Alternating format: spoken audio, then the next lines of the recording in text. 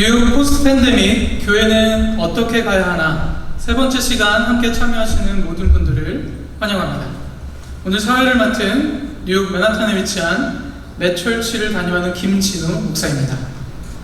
오늘 주제가 중소형 교회 팬데믹 이후여서 저도 참 쉽지 않은 주제인데 오늘 양성 목사님께서 저희에게 사회를 맡기셨는데 특별히 저에게 사회를 맡기신 이유가 궁금해서 여쭤봅니다. 네, 교육회장 양미성 목사입니다. 사회를 맡긴 분명한 이유가 있는데요. 그거는 얼굴이 잘생겨서 화면빨을 잘 받을 것 같아서 시켰습니다. 괜히 물어봤습니다. 사실 제가 담임하는 우리 교회가 중형교회를 보시는지 소형교회를 보시는지 궁금한데 이거는 방송 후에 여쭤보도록 하겠습니다. 감사합니다, 목사님.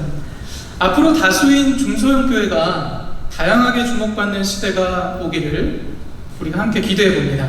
오늘 발차례해 주실 세 분의 목사님 소개하겠습니다. 우리 첫 번째로는 중소형 교회 팬데믹 이후 마이크로 철치 무브먼트의 오픈도어라는 주제로 우리 뉴욕 영락교회 최호선 목사님 자리해 주셨습니다. 인사해 주시겠습니다. 네, 안녕하세요. 뉴욕 영락교회를 섬기고 있는 최호선 목사입니다. 두 번째로는 교회에서의 유튜브의 역할이란 제목으로 뉴욕 한민교회 주영광 목사님 자리해 주셨습니다. 안녕하세요. 반갑습니다. 뉴욕 한민교회에 섬기고 있는 주영광 목사입니다. 네, 세 번째로는 예배의 핵심 파일과 변화의 방향, 포스트 팬데믹 예배의 방향이라는 제목으로 뉴욕 성석교회 김종일 목사님께서 자리해 주셨습니다. 안녕하십니까. 뉴욕 성서교회의 김종일 목사입니다. 반갑습니다.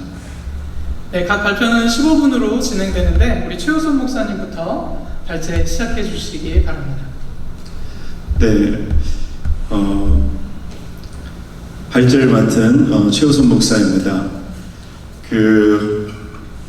코비드-19 사태가 일어나면서 모든 교회들이 그리고 교회를 포함한 모든 기관들 그리고 전 세계가 그리고 나라들이 직간접적으로 영향을 받고 있습니다. 근데 이 코비드-19 이 사태가 우리에게 요구하는 한 가지가 있는데 그것은 바로 변화라는 것입니다. 그래서 이 세상이 변하고 있고 또 그 다음에 더불어서 교회도 변해야 한다라고 이야기하고 있는 것입니다. 특별히 세상이 오프라인 세상에서 온라인으로 변화가 되는 그러한 요구들이 계속해서 일어나고 있습니다. 그래서 예전에 빙하기 시대가 찾아왔을 때 덩치가 커다란 공룡들이나 이런 큰 피조물들이 변화된 세대에 적응하지 못하고 환경에 적응하지 못하고 그만 멸종되어 버려진 그런 보고가 있습니다. 이번 특별히 코로나 바이러스를 통해서 교회가 변해야 하고 또 교회의 사역과 교회의 또 방향들이 변하지 않는다면 교회는 어떻게 보면 이 특별한 상황 속에서 도태될 수도 있고 교회는 어려움을 겪을 수 있다라는 것입니다. 특별히 이 코로나 바이러스가 모든 교회에게 어려움을 주고 있습니다. 아직 코로나 바이러스가 끝나지 않았고 지금도 진행형이고 그 다음에 이 코로나 바이러스가 큰 교회에게 또 동시에 작은 교회에게 그래서 코로나 바이러스는 크고 작은 것을 가리지 않고 모든 교회에게 변화를 요구하고 또 어려움을 현재 가져다주고 있습니다. 그러나 그 가운데서 이렇게 좀 살펴볼 때에 작은 교회도 어렵지만 작은 교회보다는 큰 교회가 더 많은 어려움을 겪고 있는 것이 아닌가라는 생각을 합니다. 왜냐하면 큰 교회는 이 교회를 유지하기 위해서 더 많은 경비가 발생하고 모계지도 더 양이 많고 또 관리비도 더 많이 들어가고 인건비도 더 많이 들어가고 그래서 교회가 성도들이 다 모이지 못하고 헌금이 정상적으로 수납이 안 될 때는 교회가 이 경제적인 어려움을 직면하게 되는 것입니다. 그래서 이 큰 교회도 변해야 하고 또 더불어 동시에 작은 교회도 변해야 하는데 이제 큰 교회들은 이 변화를 위해서 여러 가지로 노력을 하고 있는 모습도 보이고 이야기도 들립니다. 그래서 예를 들어 대형 교회인 경우에는 한국에 있는 어떤 교회처럼 이렇게 지교회를 설립을 해서, 그러니까 멀티 캠퍼스 미니스트리라 그래가지고 각 지역마다 성전을 나누어서 한 성전에 모이는 저기 성도의 수를 나누려고 하는 거죠. 그래서 그 나누는 것을 통해서 교회가 서바이브 하려고 하는 노력을 기울입니다. 그래서 미국에서도 이 멀티 캠퍼스 목회를 하는 교회들이 좀 성장하고 사람들에게 주목을 받는 그런 면이 있습니다.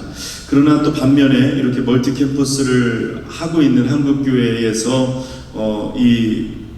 예를 들어서 어느 교회의 브랜드 파워를 이용해서 각 지역에서 그 교회의 입지를 다지는, 그래서 별로 지역의 중소형 교회들에게 환영받지 못하는 그러한 어떤 교회의 순을릭이라는 비판을 또한 받기도 합니다.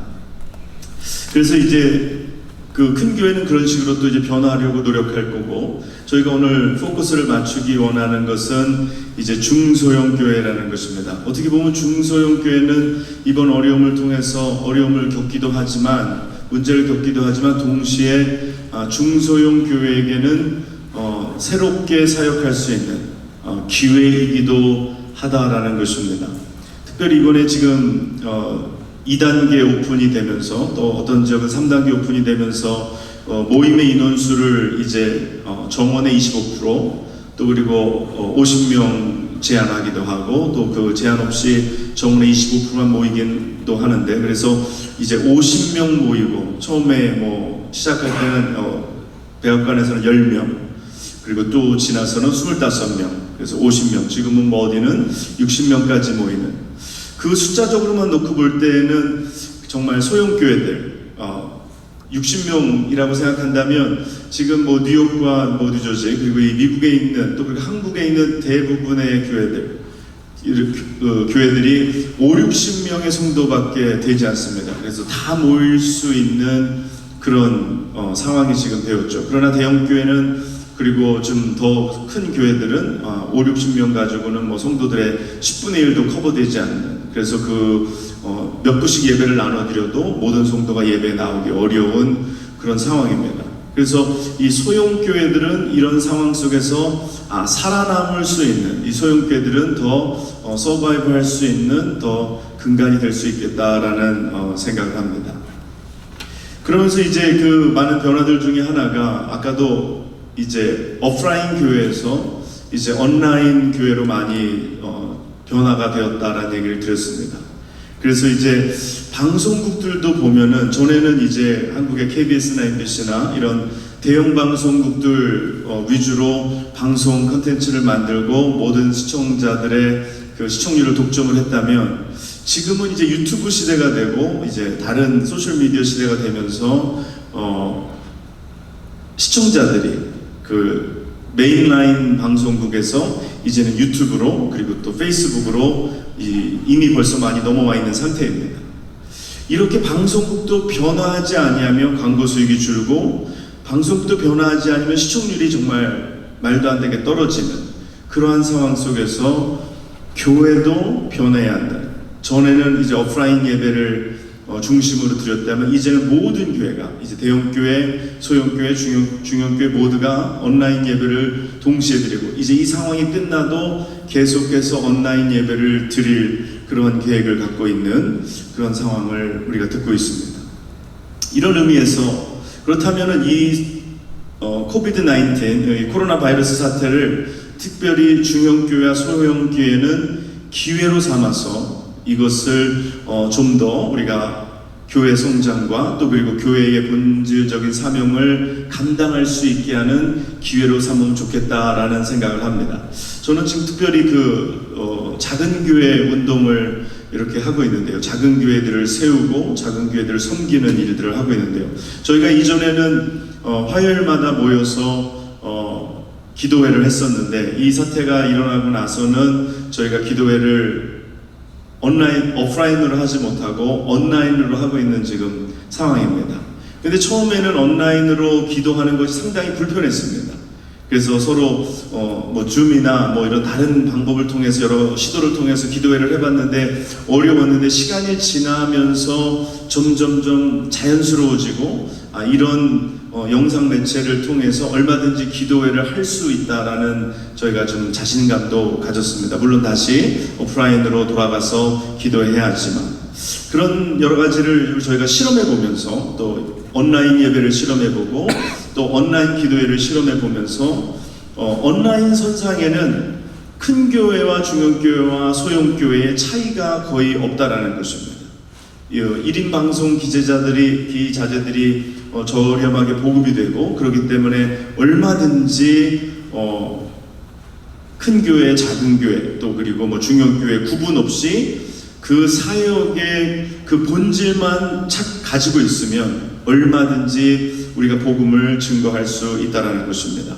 2000년 전에 초대교회에 그 핍박이 일어났을 때도 그 성도들이 흩어지면서 교회가 아시아로 또 그리고 전 세계적으로 흩어지면서 복음의 확장이 일어났던 것처럼 저는 이 코비드-19 이 사태를 통해서 교회들이 특별히 중소형 교회들이 핵심적인 역할을 할 수 있는 중요한 역할을 할 수 있는 기회라고 생각합니다.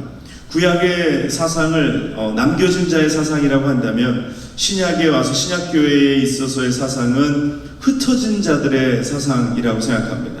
하나님께서 특별히 흩어진 자들, 그래서 소아시아의 바울이 이야기하고 있는 많은 작은 교회들, 이 작은 교회들을 통해서 바울의 사역이 가능했고 이 작은 교회들을 통해서 복음이 땅끝까지 전파됐던 것처럼 특별히 이번 코로나 바이러스를 통해서 작은 교회들이 다시 쇄신되고 작은 교회들이 그동안에 위축되어져 있었고 어려움을 겪었었는데 여기서 다시 용기를 가지고 이 사태를 헤쳐나가는, 그래서 이제 자리매김할 수 있는, 그래서 전에는 메가처치 중심이었다면은 이제는 좀 교회들이 마이크로처치 그리고 좀 더 중형교회가 그 역할을 감당할 수 있는 그런 시대로 우리가 전환되지 않을까라는 생각을 합니다. 대형교회가 할 수 있는 일들이 많이 있었다면 물론 대형교회도 중요하고 중형교회, 소형교회 모든 교회들이 건강하게 존재해야 합니다. 그러나 전에는 대형교회 중심으로 메가처치 중심으로 어떤 교회의 어떤 사역들이 교회의 어떤 영적인 운동들이 일어났다면 이제는 좀 더 마이크로처치, 좀 더 소형교회 중심으로 이러한 운동들이 일어나야 된다라고 생각합니다. 교회 핍박이 왔을 때 교회가 흩어졌지만 교회가 잔멸된 것이 아니라 교회가 오히려 더 기회로 삼고 그것이 정말 주님이 말씀하신 땅끝까지 복음을 전하는 계기로 변화가 된 것처럼 이제 이 코로나 바이러스 사태를 통해서 작은 교회가 이제 인필트레이션이라는 새로운 용어인데 이게 무엇이냐면은 작은 교회들이 이제 이 지역 사회에 또 그리고 성도들의 삶 속에 침투에 들어가야 한다는 것입니다. 녹아 들어가야 한다는 것입니다. 큰 입자는 통과할 수 없지만 작은 입자는 통과할 수 있는, 그래서 정말로 제자훈련이 일어나야 되고 제자훈련은 몇백 명, 몇천 명 모아놓고 제자훈련을 할 수가 없습니다. 제자훈련은 작은 교회의 세팅 속에서 이루어지는, 그래서 정말 한 사람 한 사람을 제자 삼고 거기서 바울이 나오고 거기서 디모데가 나오고 거기서 소아시아의 작은 교회 사람들이 나온 것처럼 우리가 인필트레이션이 일어나서 침투가 일어나고 또 이 세상 속에 스며들어가서 이 세상을 변화시킬 수 있는 그러한 것들이 나타나야 한다는 것입니다. 그리고 또 이제 작은 교회들이 이제는 어떻게 보면 사명을 중심으로 새로 개편되고 사명을 중심으로 새롭게 조직되어지고, 그래서 큰 교회를 지향하는 것이 아니라 작지만 작은 대로 그 역할을 감당하는, 그래서 어떻게 보면 이 코로나 바이러스 이후의 시대를 작은 교회들의 어떤 그런 영적인 운동들이 교회의 모든 운동을 이끌고 나갈 수 있는 그런 것까지도 기대를 해보게 됩니다.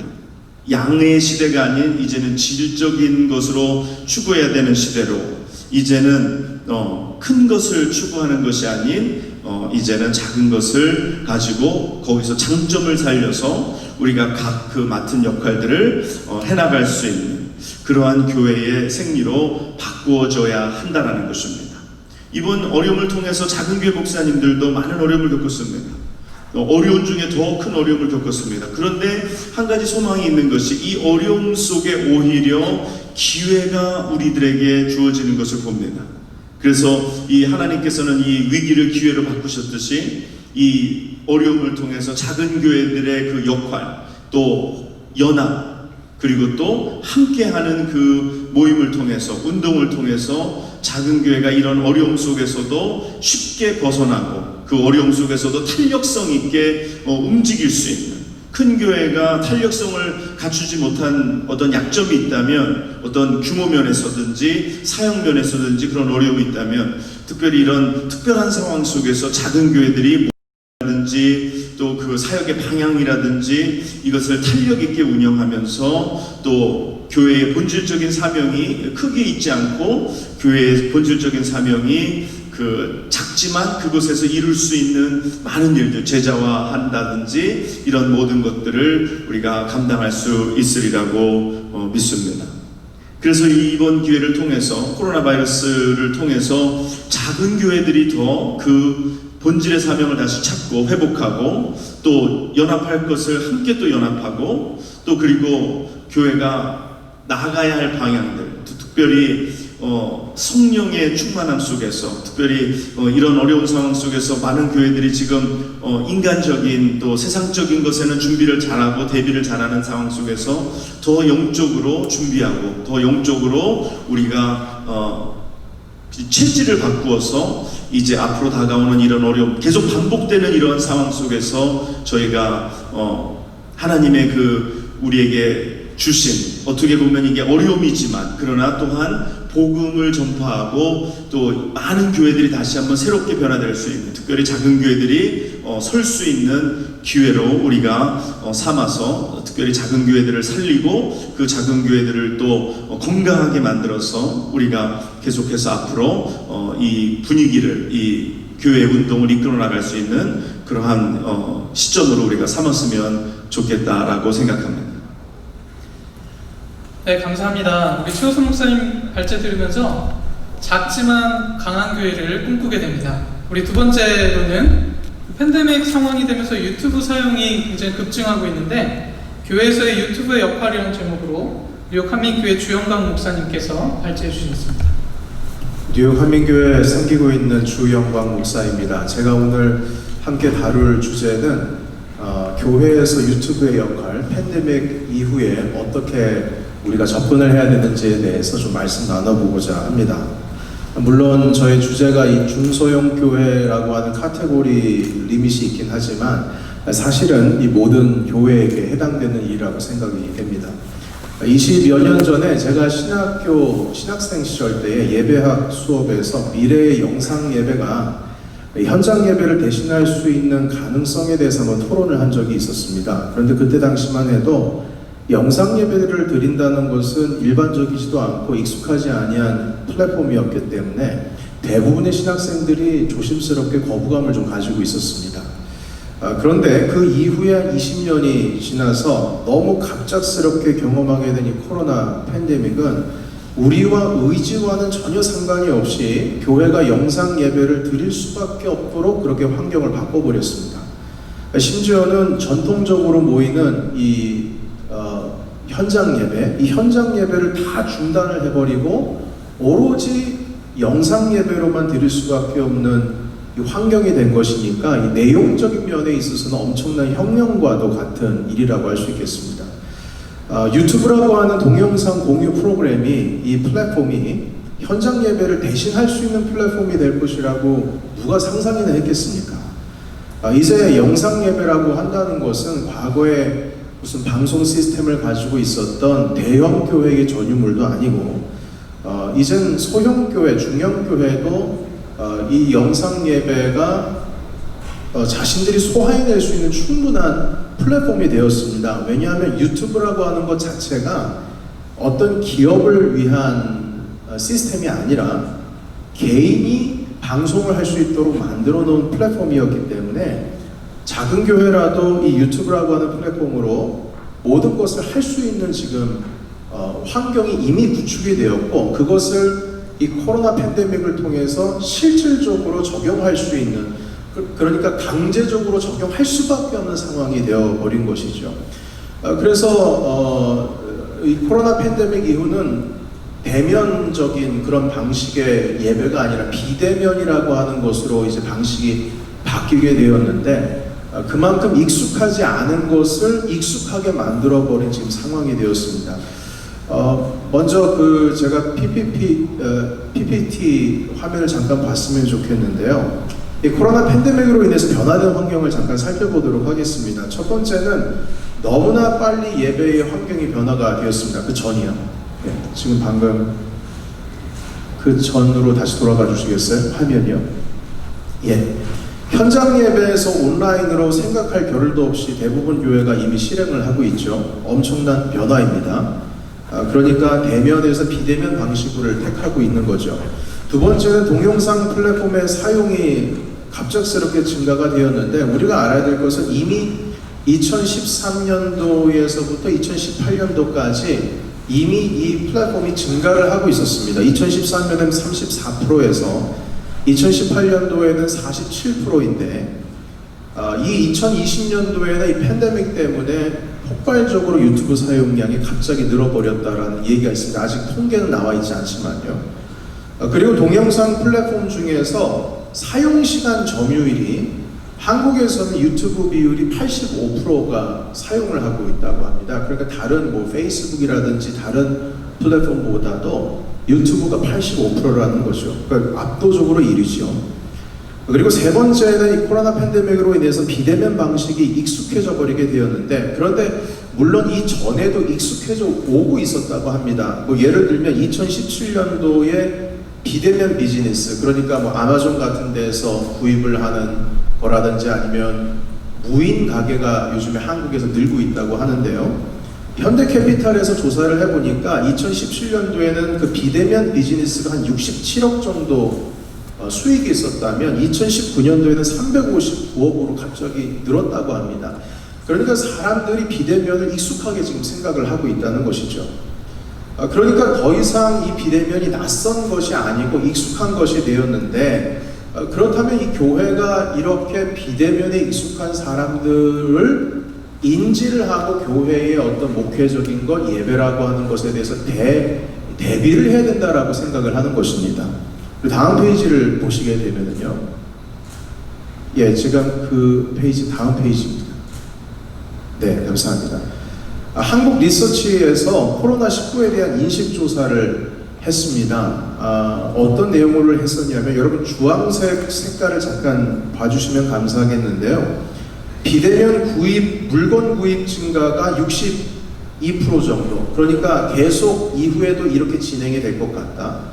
그리고 그 밑에 보시게 되면 온라인 동영상 플랫폼 이용 증가가 계속 될 것 같다. 이게 62% 사람들이 대답을 했다는 거예요. 그러니까 유튜브에 대한 활용에 대해서 필요성을 지금 얘기를 하고 있는 것이죠. 그리고 또 온라인 예배 진행에 대한 것도 맨 마지막에 지금 나와 있는데 19%. 이 뜻은 무슨 뜻이냐면 현장 예배 가지 않고 계속 온라인 예배를 드리겠다는 거예요. 19%가 지금 온라인을 선호를 하고 있습니다. 그런데 세 번째 우리 페이지 다시 한번 넘어가 주시겠습니까? 사회 전망 두 번째요. PPT 부탁드리겠습니다.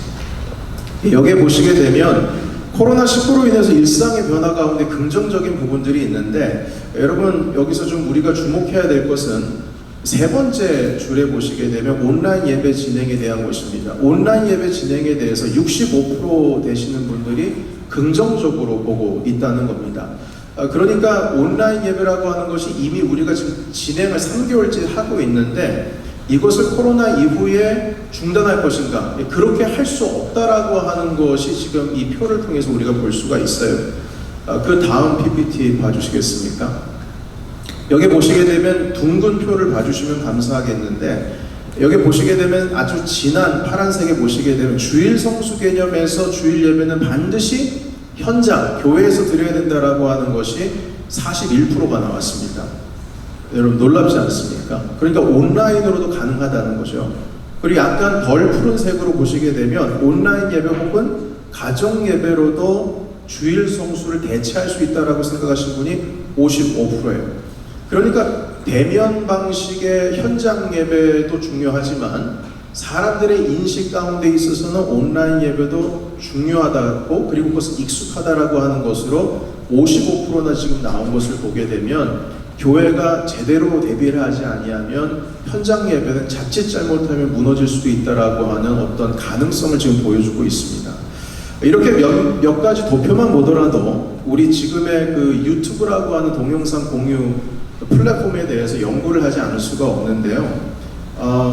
옛날에는 뭔가 궁금하면 그것을 잘 알고 있는 전문가를 찾아갔다면 오늘날에는 구글을 리서치하지 않습니까? 그런데 10대들, 20대들 이런 아이들에게 있어서는 뭔가 궁금하면 구글이 아니라 유튜브를 검색을 한다고 합니다. 그리고 지금 세대는 어릴 때부터 시청각에 특화된 세대인데 이런 소통 방식을 우리 교회가 이해해야 된다는 것이죠. 그러니까 아이들 같은 경우에는 태어나자마자 말도 제대로 배우지 않고 글도 제대로 배우지 않은 상태에서 유튜브를 먼저 접한다고 합니다. 아이들의 세대가요. 그렇기 때문에 이 비대면 방식의 어떤 정보를 습득하거나 그것에 이렇게 친화적인 그런 세대를 우리가 또한 살리려고 한다면 교회가 유튜브나 소셜미디어를 공부하지 않을 수가 없는 것입니다. 자, 그래서 제가 지금까지는 어떤 동영상 공유 프로그래밍 이 유튜브에 대해서 우리가 교회가 신경을 써야 된다라고 하는 어떤 당위성이라든지 필요성에 대해서 말씀을 드렸다면 이 시간 지금 다음부터는 어떤 유튜브 활용에 대한 걸 잠깐 말씀을 드리겠습니다. 우리 교회에 관계된 리더십들, 지도자들은 걱정하는 것이 있습니다. 그것은 무엇이냐면 이 비대면 방식을 선호하는 비율이 높아지면 지금까지 모이기 힘쓴 어떤 교회의 전통이 무너지거나 아니면은 어떤 교회가 힘을 잃어가거나 기울여지지 않을까 이런 생각을 할 수 있다라고 생각을 합니다. 그런데 이런 걱정과 염려가 없지는 않겠지만 오히려 유튜브를 통해서 비대면 방식의 소통에 익숙한 세대들에게 복음을 가장 쉽게 접근시킬 수 있다는 어떤 긍정적인 역할이 있습니다. 그 이유는 첫 번째는 그 익명성인데요. 유튜브는 어느 누구나 밝히지 않고도 복음을 들을 수 있는 익명성을 보장해 줍니다. 전통적인 방식에 있어서 복음을 전달하는 것은 두 가지 방식이 있었죠. 첫 번째는 교회를 가거나 또한 또 한 가지 방법은 복음을 들려줄 이야기를 해줄 수 있는 사람을 만나는 겁니다. 다 대면 방식이죠. 그러니까 이런 대면 방식을 부담스러워하는 사람들이 있다라고 하는 사실을 우리는 이해해야 합니다. 제가 15년 전, 10년 전에도 캠퍼스에 전도하러 나가면은 제 말을 들어줄 학생들이 없었어요.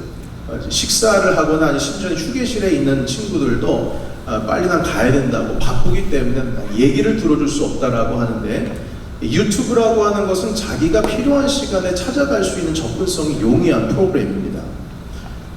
그리고 두 번째는 시간 제약을 받지 않는다라는 이점이 있습니다. 아까도 말씀드렸듯이 현대인들에게는 이 시간이 돈이죠.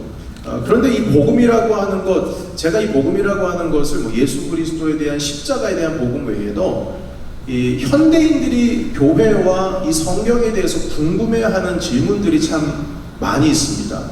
교회의 어떤 시스템이라든지 어떤 그 신앙생활을 하는 데 있어서 도움이 될 수 있는 어떤 질문을 하고 싶은데 그 질문에 대해서 답을 해주는 곳이 없다는 겁니다. 목사님을 직접 찾아간다는 것도 되게 부담스러운 것이죠. 그런데 제가 생각하기에는 교회에서 설교 영상만 홈페이지라든지 유튜브를 통해서 나타내는 것이 아니라 목사님들께서 그리스도인들이 가지고 있는 어떤 궁금한 점들 그리고 사회의 이슈가 되고 있는 어떤 신앙적인 부분에 있어서 도전이 될 만한 것들을 10분, 15분 정도 짧게 녹화를 해서 한마디로 교회가 작은 콘텐츠를 만드는 것이죠. 그 정도로 해서 교회가 가지고 있는 유튜브 채널에 업로드만 하기만 한다 하더라도 어떤 복음에 대해서 많은 사람들이 접근할 수 있는, 쉽게 접할 수 있는 기회를 제공해 줄 수 있다고 봅니다. 그리고 세 번째는 복음으로의 접근성 열려있다라고 하는 것을 다시 반복적으로 말씀을 드리면서 하나의 제가 그 일례를 하나 들고 싶은데요. 제 한국에 저와 동료 목사님 한 분이 섬기는 교회에서 근래에 미디어 변화가 일어났었습니다. 어떤 변화였냐면 홈페이지에 단지 설교 영상만 올리거나 교회 행사 사진 정도 이렇게 알리고 하는 그런 미디어 활용에서 벗어나서 이 미디어 사역팀이 조금 더 그 좀 사역을 확장시켰어요. 어떻게 확장시켰냐면 그러니까 당신 교회에서 일하고 있는 사역들을 사역 부서들이 일하고 있는 그 현장들을 브이로그식으로, 여러분이 유튜버들은 이해를 하네. 브이로그가 무엇이냐면 일상생활을 그냥 녹화하는 거예요. 그래서 뭐 예를 들면 권사님들께서 김장하는 어떤 날이 되면 그 미디어 부들이 찾아가서 김장하는 권사님들이 어떻게 김장을 하는 것인지에 대해서 하루의 일기처럼 그 동영상을 찍어가지고 교회에 이제 편집을 해서 올리더라고요.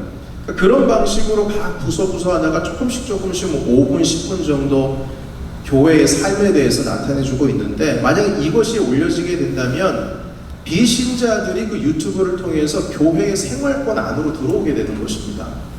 이 교회는 이렇게 생활을 하고 있구나. 그리고 목사님의 설교뿐만 아니라 우리 성도들이 살아가고 있는 삶의 방식들이 지금 이렇구나라고 하는 것을 보면서 아주 자연스럽게 접근이 될 수 있는 기회가 될 수 있다는 것을 볼 수가 있는 것이죠. 그래서 또 한 가지는 무엇이냐면, 한국의 그 한 기독교 출판사에서 바이블 클래스라고 하는 정기적으로 성경 공부를 오프라인에서 그 출판사 그 사무실에서 하고 있는데요. 한 50여 명 정도 모이시는 것 같아요. 그런데 그것을 동영상 플랫폼인 유튜브에다가 올렸어요. 그런데 영상 그 러닝타임 한 3시간 정도 됩니다.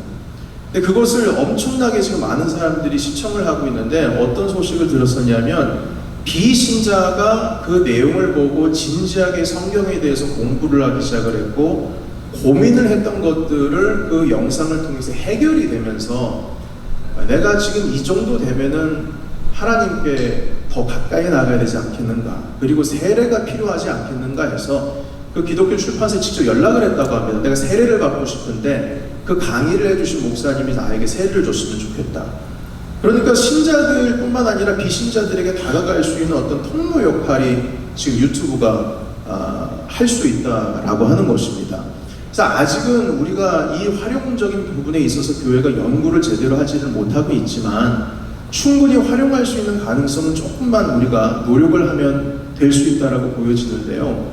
아까도 말씀을 드렸듯이 이제 대형 교회의 전유물이 아니라 이것은 1인 방송 체제를 위해서 유튜브가 만들어졌기 때문에 충분히 교회에서도 관심을, 그리고 유튜브 안에서 어떻게 이걸 활용할지에 대해서 어떤 방법으로 운영하게 되는지 구체적으로 다 설명을 해주고 있습니다. 그것을 충분히 우리가 배워서 적용을 할 수 있다고 봐요. 그래서 마지막으로 유튜브를 통하여서 우리가 여러 가지 사역을 하다 보면 이 실시간 영상 예배라든지 온라인 영상 예배를 통해서 우리가 긍정적인 부분도 있지만 부정적인 면도 있다고 생각합니다. 예를 들면 이 세례에 대한 문제, 영상으로 가능한가, 뭐 성찬의 문제라든지 코이노니아에 대한 문제라든지 이런 것을 좀 고민해야 될 필요가 있다라고 생각을 해주고요. 제가 마지막 마치기 전에 몇 가지 이런 동영상 공유 플랫폼 가운데 있어서 교회가 고민해야 될 몇 가지 주제를 잠깐 소개를 해드리자면, 작은 교회에서 어떻게 미디어 사역의 이 그룹을 좀 이끌어낼 수 있을까? 아니면 비대면 방식보다 대면 방식이 더 경쟁력 있게 어떻게 우리가 키워나갈 수 있을 것인가? 그리고 비대면 방식에 있었던 사람들, 동영상 가운데 있었던 사람들을 어떻게 하면 현장으로 끌어낼 수 있을까에 대한 고민을 우리가 또 한번 해봐야 되지 않을까 생각이 되었습니다. 네, 이상입니다. 네, 주영광 목사님 감사합니다. 이렇게 말씀 들으면서 이번에는 미디어 사역의 확장을 우리가 함께 꿈꾸게 되는 것 같습니다. 다시 한번 발제해 주셔서 감사합니다. 세 번째는 아마 많은 분들이 고민하시는 것, 아마 예배일 텐데요. 예배의 핵심 파일과 변화의 방향, 포스트 팬데믹 예배의 방향이라는 제목으로 우리 뉴욕 성석교회 김종일 목사님께서 발표해 주시겠습니다. 안녕하십니까, 김종일 목사입니다. 이번 사흘간에 있어서 포스트 팬데믹에 대한 말씀들을 많이 나눴는데, 제가 제일 마지막으로 지금 발제를 하게 되다 보니까 약간 부담도 좀 되기도 하고요. 또 먼저 분들이 너무 좋은 말씀들을 많이 해주셔서 저도 많은 걸 배웠습니다. 근데 공교롭게도 첫날 처음으로 발제해 주신 분이 우리 감리교 김종호 목사님이셨는데 이 마지막 날 마지막 발제하는 제가 또 감리교 목사님 교단을 얘기하자는 것은 아니고 그냥 우연찮게 그렇게 된 것 같아서 말씀을 드립니다. 먼저 말씀 나누신 분들의 내용과 좀 중복되는 부분이 있지 않을까 싶기도 하고요. 양해해 주시고 들어주시면 감사하겠습니다. 모든 목사님들과 마찬가지로 저도 온라인 예배를 드리기 시작하면서 굉장히 고민이 많았습니다. 교회가 앞으로 어떻게 될 것이냐, 목회가 앞으로 어떻게 변화될 것이냐, 또 어떻게 발맞추어서 변화를 이끌어 나가야 될 것이냐라는 그런 많은 문제들, 질문들 속에서 해답이 없이 방황하면서 이런 생각 저런 생각 이런 자료 저런 자료를 찾아보던 중에 캐나다에서 목회를 하시는 그 캐린 뉴하프라는 목사님께서 쓰신 글을 접하게 되었습니다. 그러던 중에 우리 양미성 목사님께서 저에게 이렇게 강의를 부탁을 해주셔서 그 말씀을 함께 나누면 좋겠다는 생각이 들어서 오늘 제 발제는 캐린 뉴하프 목사님의 그 글을 소개하는 것으로 대신하고 마지막 부분에 제 생각을 조금 얹어 보도록 그렇게 하겠습니다.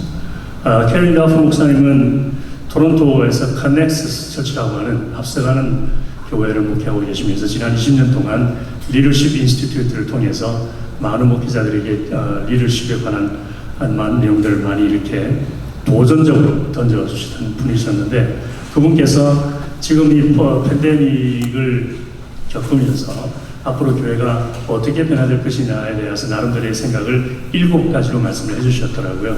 그 첫 번째가 교인들의 수평이동이 점점 더 심해질 것이다.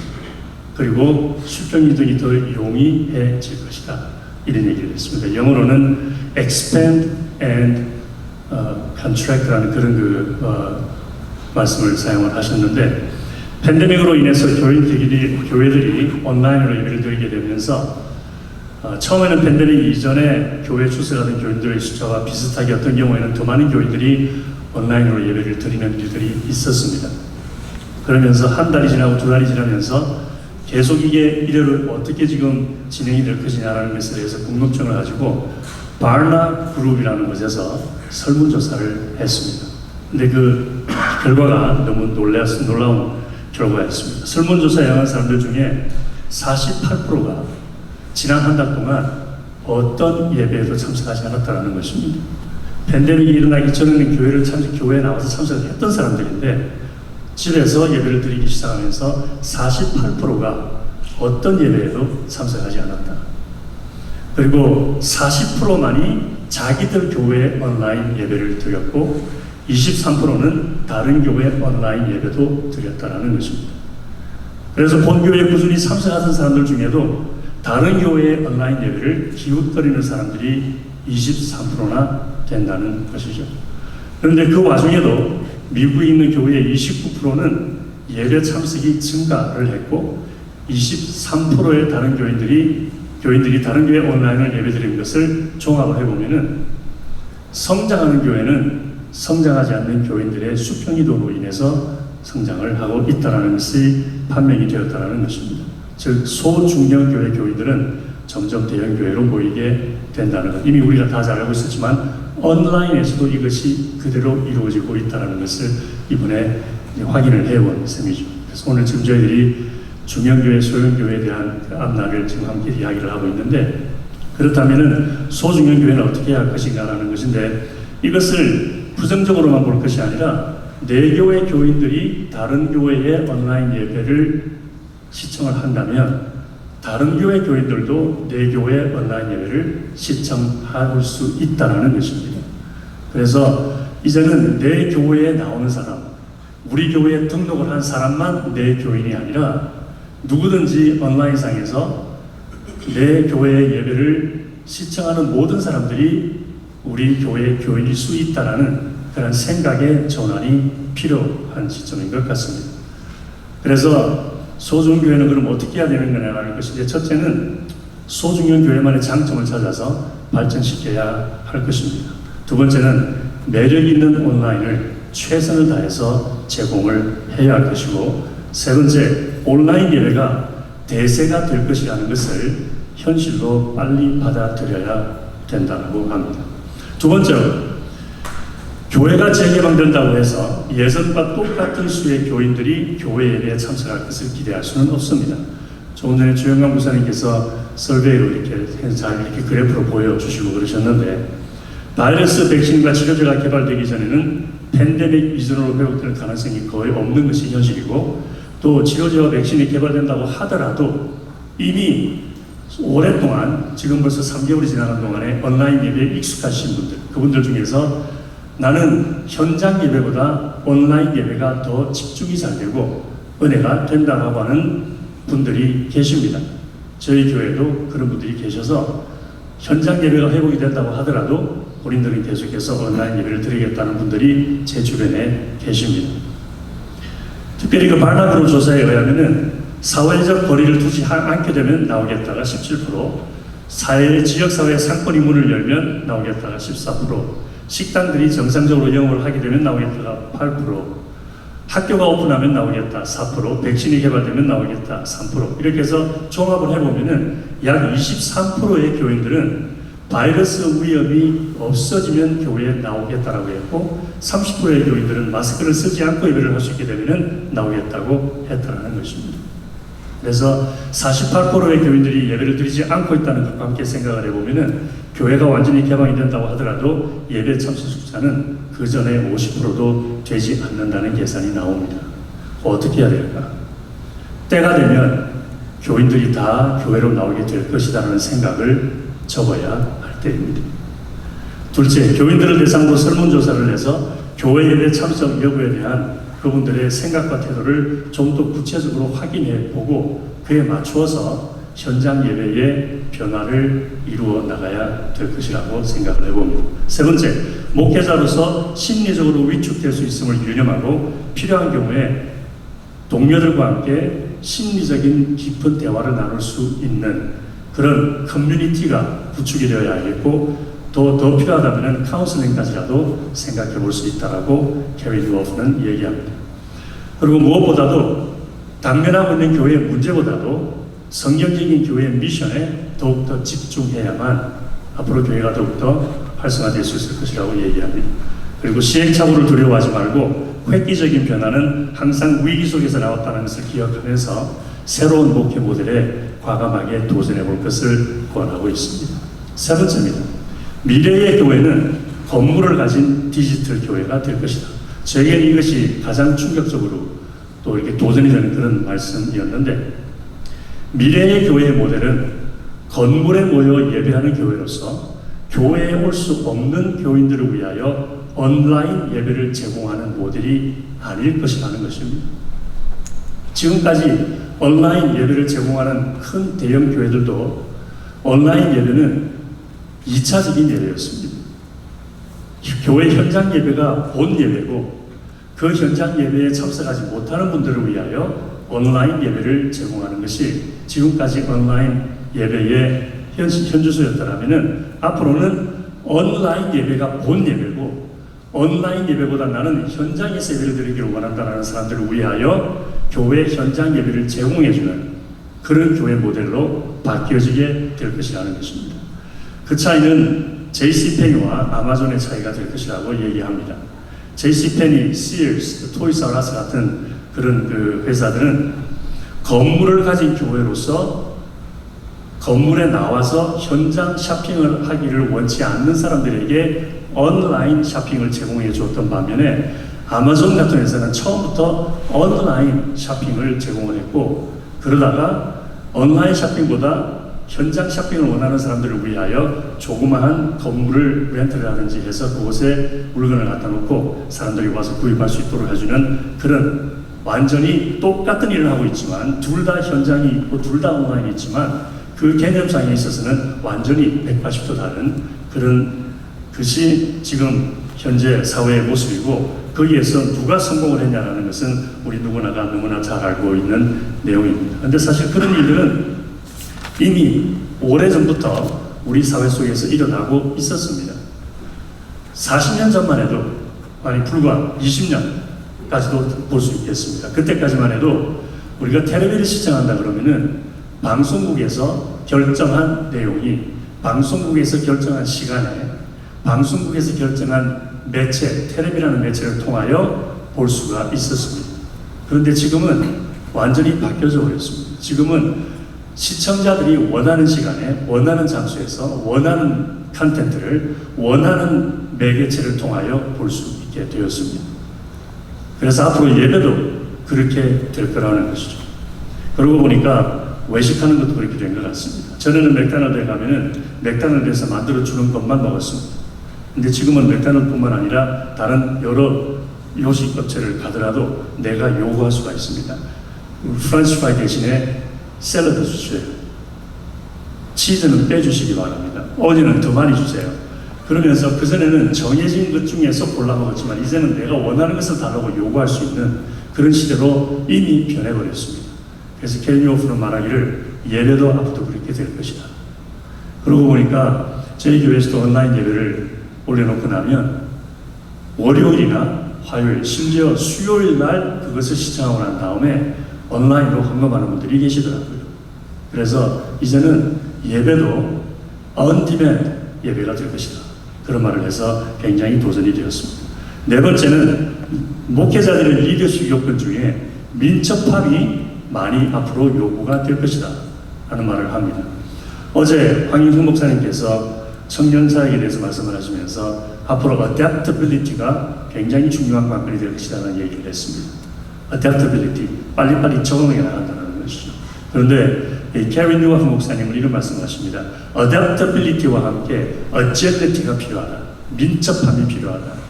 adapt 하는데 적응하기는 하는데 빨리 적응해야 된다는 것이죠. 천천히 뒷북칠 것이 아니라 앞서가는 적응이 필요하다. 그래서 예배의 그 혁신에 대해서 얘기를 하면서 팬데믹이 시작된 이후에 모든 교회가 곧바로 온라인 예배를 드리기 시작했다는 것은 그만큼 현재 목회자들이 이미 민첩함을 보여주고 있다고 이야기합니다. 그러면서 한 가지 지적하는 것은 온라인 예배로 예배가 빨리 바뀌어진 것은 사실인데 그것은 예배의 레볼루션, 예배의 혁신이라기보다는 현장에서 예배할 수 없다는 현실에 대한 적응에 더 가깝다라고 말합니다. 그러면서 예배의 혁신은 미션에 충실하면서 그 미션을 성취하는 방법에 있어서는 급속하게 변화하는 사회의 문화를 수용하면서 그 변화에 발맞추어 민첩하게 필요한 변화를 이루어가는 리더십이 필요할 것이다 라고 얘기합니다. 다섯 번째입니다. 교역자들도 자택근무와 화상 미팅이 자연스러운 현상이 될 것이라고 합니다. 유튜브로 온라인 예배를 드리기 시작하면서 저도 한 가지 느끼는 한계가 모르는 것이 너무 많다는 것입니다. 하고는 싶은데 어떻게 해야 될지 모르겠습니다. 자, 그래서 그런 것을 도와줄 수 있는 전문가를 저희들이 이제 좀 찾아봐야 되겠는데 예전 같으면 그 전문가가 우리 주변에 있는 사람으로서 대면에서 이야기를 나눌 수 있는 사람이어야 될 텐데 지금은 서구에 있는 사람이라도 온라인으로 얼마든지 우리 교회에 필요한 유튜브 동영상 제작 필요를 도와줄 수 있다는 것입니다. 그래서 단순하게 요즘 지금처럼 대면에서 만나는 그런 교역자, 그런 사역자를 넘어서서 이제는 지역을 초월해서 어디에 있든지 온라인으로 함께 사역할 수 있는 그런 가능성도 생각을 해야 된다는 것입니다. 여섯 번째입니다. 신앙교육과 영성훈련의 중심은 교회에서 가정으로 바꾸어질 것이다. 우리 김종호 목사님께서 첫째 날 이 말에 대해서 좀 언급을 해주셨습니다. 그러니까 지금까지는 교회 건물 안에서 모든 사역이 이루어졌다면 이제는 성도들의 가정에서 사역이 이루어지게 되었습니다.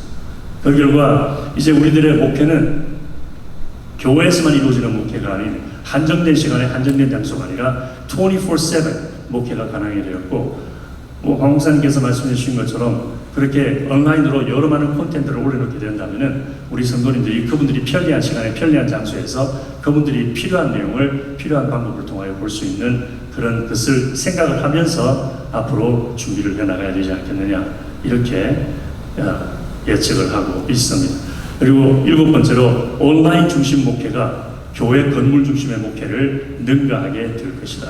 그래서 우리 3번에서 언급한 것처럼 앞으로는 현장 목회보다 디지털 목회가 대세가 될 것인데 이미 우리는 언디맨드 문화를 경험하고 있으면서 여러 가지 준비들을 해오고 있다라고 얘기합니다. 이미 많은 목사님들이 설교를 녹화를 해놓은 것이 많이 있고 나름대로 준비해 놓으신 그런 성경 공부 채로나 이런 것들을 온라인 콘텐츠로 만들어서 올려놓으면 그렇다면 온라인 중심 목회로 가는 일이 조금 더 수월해지지 않겠냐는 조심스러운 말을 하고 있습니다. 이제 마지막 8번째는 제 생각입니다. 바이러스 문제가 해결된다고 하더라도 온라인 예배와 온라인 설교를 계속해야 한다면 그렇다면 그 전보다 설교의 콘텐츠와 딜리버리 혹은 프레젠테이션이 더욱더 중요하게 될 것입니다. 설교를 시작할 때부터 끝날 때까지 교인들이 설교에 집중할 수 있는 콘텐츠를 개발해야 될 것이고 딜리버리의 시간과 재정을 투자해야 할 것입니다. 앞으로는 특별히 젊은 세대 사람들은 Is it true? 라고 하는 질문보다 Is it relevant? 라고 하는 질문을 던지기 때문에 지금까지는 예수 믿어야 됩니다. 왜? 그게 진리니까 이렇게 얘기를 했었는데 이제부터는 예수 믿어야 됩니다. 왜? 그러면은 이러이러이러한 일들이 당신의 삶에 연관이 되어 있으니까 이렇게 설명이 달라져야 된다는 것입니다. 아무리 진리라고 해도 나하고 연관이 없다면 믿으려고 하지 않는 것이 젊은 세대들인데 그러고 보면 젊은 세대뿐만 아니라 우리도 마찬가지인 것 같습니다. 사과는 맛있다라는 것은 진리입니다. 그렇지만 나는 먹기 싫어. 이것은 사과가 맛있다는 것은 진리인 것은 분명하지만 나는 원치 않는다. 이렇게 나오는 것처럼 예수님이 하나님의 아들이다 진리라는 것은 믿지만 그러나 그 예수하고 나하고 무슨 상관이 있느냐라는 것에 대해서 질문을 던지는 것이 젊은 사람들이라는 것입니다. 그래서 이것을 생각해 가면서 온라인 설교와 딜리버리, 특별히 프레젠테이션에 대해서 흥미를 이끌 수 있는 관심을 집중할 수 있도록 해주는 연구가 노력이 필요하다는 것입니다.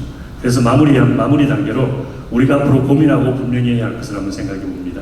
교회의 변화는 목회자의 변화로부터 시작된다는 것은 누구나 다 아는 사실입니다.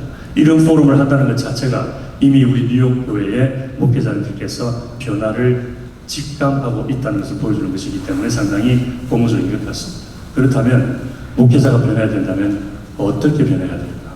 동시에 또한 목회자가 변하는 것만 아니라 평신도 지도자도 함께 변해야 되는데 평신도 지도자들의 그 변화를 우리가 어떻게 도와주고 이끌어 가야 될 것인가? 교회의 본질에 대한 더 깊은 고민과 성찰이 필요할 것이고 각 교회의 미션과 비전과 핵심 가치에 좀 더 깊은 생각으로 발견을 해야 될 것이고 예배가 무엇이고 주일 성수가 무엇인가에 대해서 또 다시 한번 고민을 해봐야 될 것입니다. 그리고 무엇보다도 대상이 누구냐? 우리의 목회의 대상이 누구냐? 1세냐? 2세냐? 1.5세냐? 아니면 주일학교 학생들이냐? 여기에 대해서 깊은 고민을 하면서 앞으로 나가야 되지 않을까 싶습니다. 이상입니다. 감사합니다.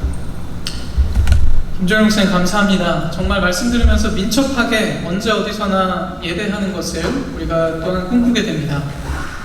이제는 질문 패널 토의 시간을 우리 목사님들과 갖도록 하겠습니다. 이렇게 질문은 개인에게 한다기보다 우리 모두에게 던지는 질문이라 또 생각되어집니다. 그래서 시청하시는 분들도 유튜브 라이브 채팅창이나 혹은 댓글로 본인들의 의견, 생각을 답해 주시면 나중에 많은 도움이 될 것 같습니다. 먼저 김종일 목사님께 지금 막 발제를 마치셨는데 그 분위기를 이어서 제가 질문하도록 하겠습니다.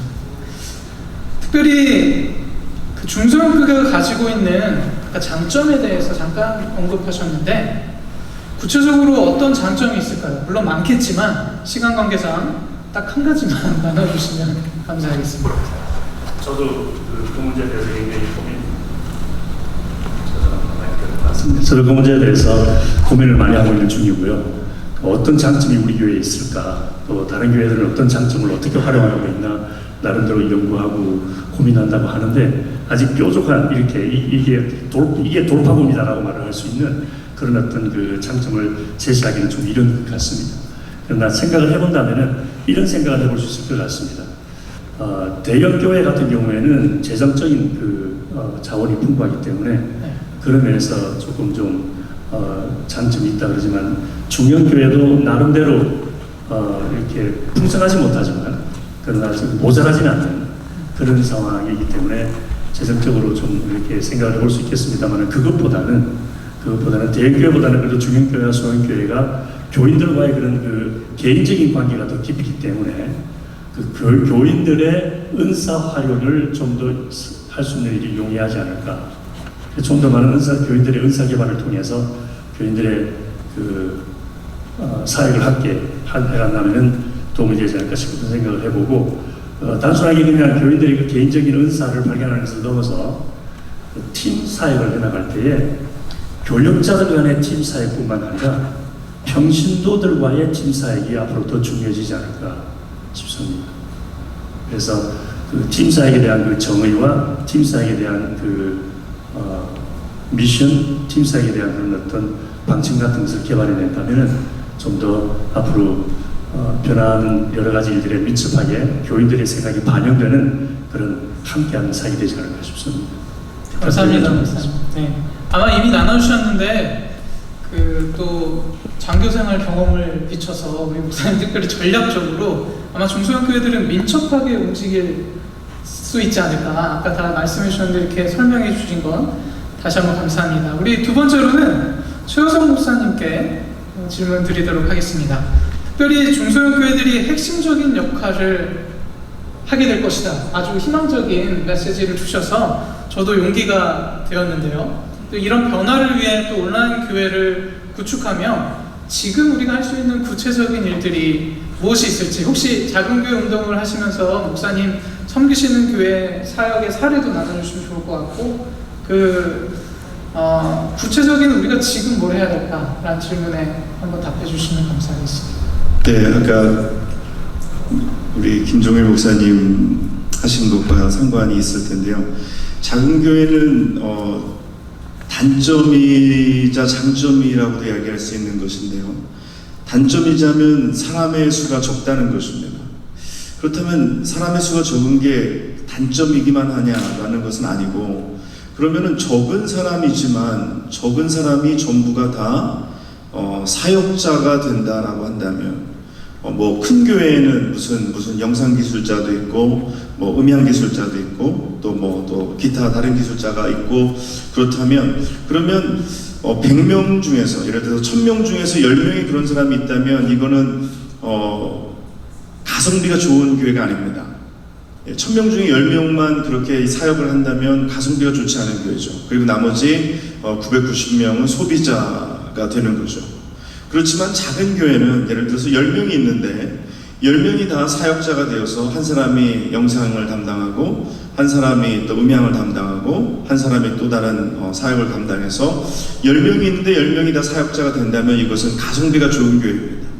그래서 이 코로나 바이러스를 통해서 소형교회들은 특별히 이 평신도들을 사역자화해서 큰 교회에서 뭐 가성비가 좋지 않게 1000명 중에 10명이 그런 사역을 하고서 그 등치를 이끌고 간다면, 작은 교회는 10명의 성도들이 전부가 다 사역자가 되어서 그들을 훈련하고 그들을 제자화하고, 그래서 그들이 이 작은 교회의 부르심이 무엇인지를 깨닫게 하고, 그래서 훈련해서 그들이 그 사역에 투입이 되어서 그냥 신앙생활의 수준이 아닌 사역자로서의 삶을 살 수 있게 하는, 그래서 더 성도들을 건강하게 하고 그것이 더 교회를 건강하게 하는, 그래서 가성비가 좋은 교회, 그래서 덩치만 큰 교회가 아닌, 가성비가 나쁜 교회가 아닌 가성비가 좋은 교회로 만드는, 다시 말해서 쉬운 말로 하면 건강한 교회를 만드는 것, 건강한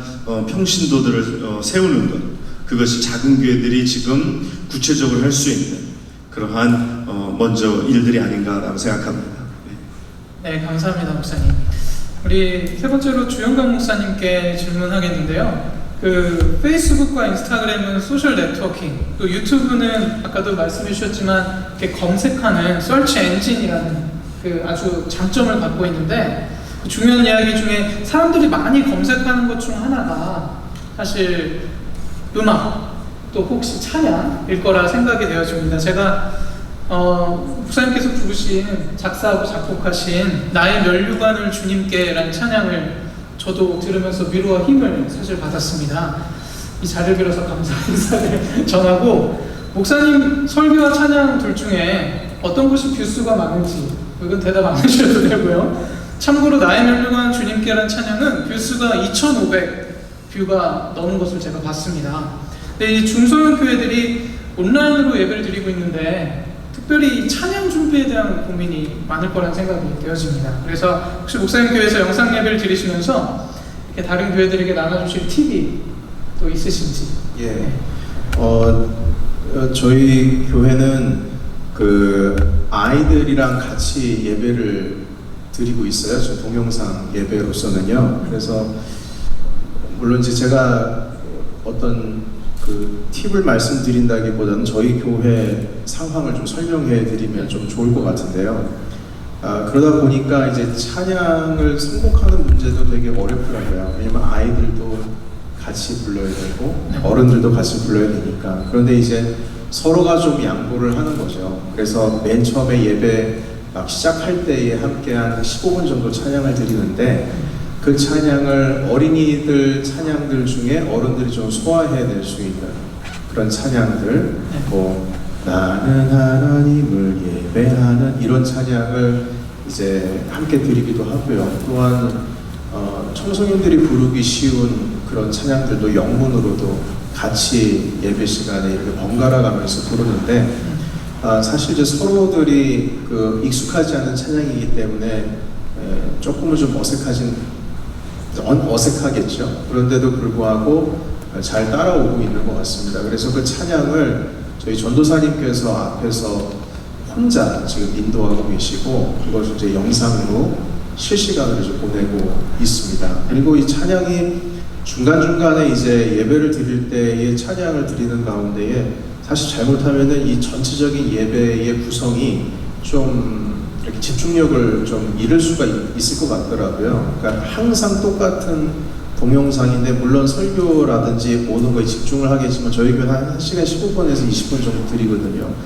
그래서 그 지루함 아니면 집중력을 잃어버리는 것을 어떻게 좀 만회할 수 있을까라고 하다가 특별 찬송을 특별히 좀 준비를 하자. 그래서 어느 정도 다양하게 준비를 하고 있냐면 저도 막 녹화를 해서 찬양을 부르고 이제 그걸 보신 것 같아요.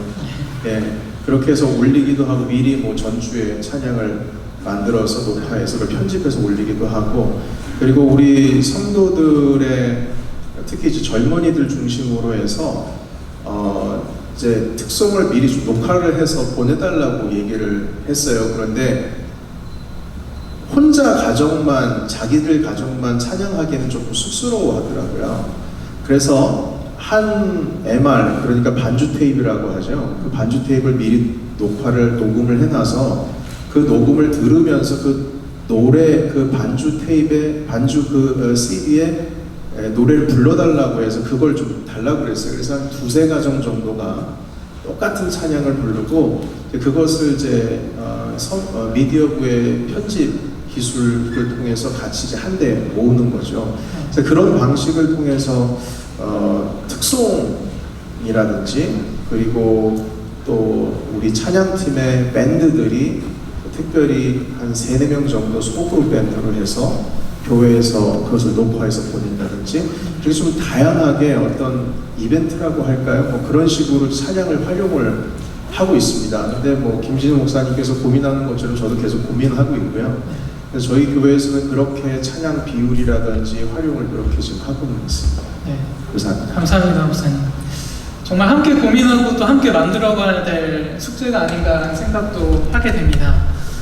이번에는 사실 그냥 오픈해서 모두에게 드리는 질문을 하나 드리고 싶은데 아마 아까 집중하고 내가 요구하고 원하는 것을 그 영상 예배를 통해서 사람들이 참 다양하게 니드들이 있는데 특별히 컨텐츠 개발의 문제를 중소형 교회들이 잘 진행할 수 있을까? 왜냐면 아까도 말씀하셨지만 인력, 비용, 기본 뭐 클릭 수를 늘린다든지 뭐 여러 가지 다양한 전략들이 필요할 텐데 아마 이미 나눠주신 것에도 답이 있겠지만 혹시 오픈해서 제가 드린다면 컨텐츠 개발의 문제 우리가 어떻게 중소형 교회로서 감당할 좋은 팁이나 또 제안들이 있으신지 모두에게 묻겠습니다. 네, 제가 또 마이크를 저는 이제 김 목사님께서 지금 질문하실 때 컨텐츠라고 하는 것을 온라인상으로 제가 한번 지금 생각을 해봤어요. 아까도 제가 잠깐 소개를 해드린 적이 있는데 아까도 잠깐 소개했지만 목사님들께서 설교 영상만 편집해서 올리는 것이 아니라 그 설교 내용 중에서도 그 성도들이 이건 알아야 되겠다라고 하는 그 어떤 주제들을 짧게라도 한 10분 정도로 큐티 형식이 아니고 어떤 궁금한 것에 대한 답을 해줄 수 있는 컨텐츠를 만들면 참 좋겠다는 생각을 해봤습니다. 뭐 예를 들면 동성애라고 하는 문제에 대해서 어떻게 생각을 하는지, 뭐 주일 성수에 대해서, 11조에 대해서, 교회 가운데 갈등이 있을 때 어떻게 해결해야 되는지, 뭐 이런 것들에 대한 질문들은 많이 있을 것 같아요. 그런데 그것을 물론 뭐 시간을 할애해서 대답을 하자 되게 긴 시간이겠지만 핵심되는 것만 해서 당신이 경험했던 거라든지 어떤 그런 것들을 영상으로 10분 정도, 15분 정도로 짧게 정리를 해서 내보낸다면 많은 비신자들도 그것을 통해서 도전을 받지 않을까라는 생각을 했습니다. 요즘에 그 한국의 세바시라고 하는 그 프로그램이 되게 핫하거든요. 세바시면은 15분 안에 자기가 하고 싶은 말을 하는 거예요. 물론 미국에서는 테드라고 하는 방송도 있고요. 그런 어떤 컨텐츠의 분위기를 교회가 차용을 해도 되겠다 싶은 생각이 있고요. 그리고 아까도 제가 저희 동료, 한국에 있는 동료 목사님께서 사역하시는 교회 상황 좀 말씀드렸지만 어떤 내용이 있었냐면 이렇더라고요. 그 중고등부 그 사역 팀들이 오늘은 누가 생일이기 때문에 도시락을 싸서 배달해주는 그런 이벤트를 하나 계획을 하고 있더라고요. 한두 명을 위해서요. 그런데 그 도시락을 만드는 과정을 동영상으로 찍더라고요. 여러분들을 위해서 만들고 있다고. 그래서 그 되게 아기자기하고 재밌잖아요. 그 과정들이.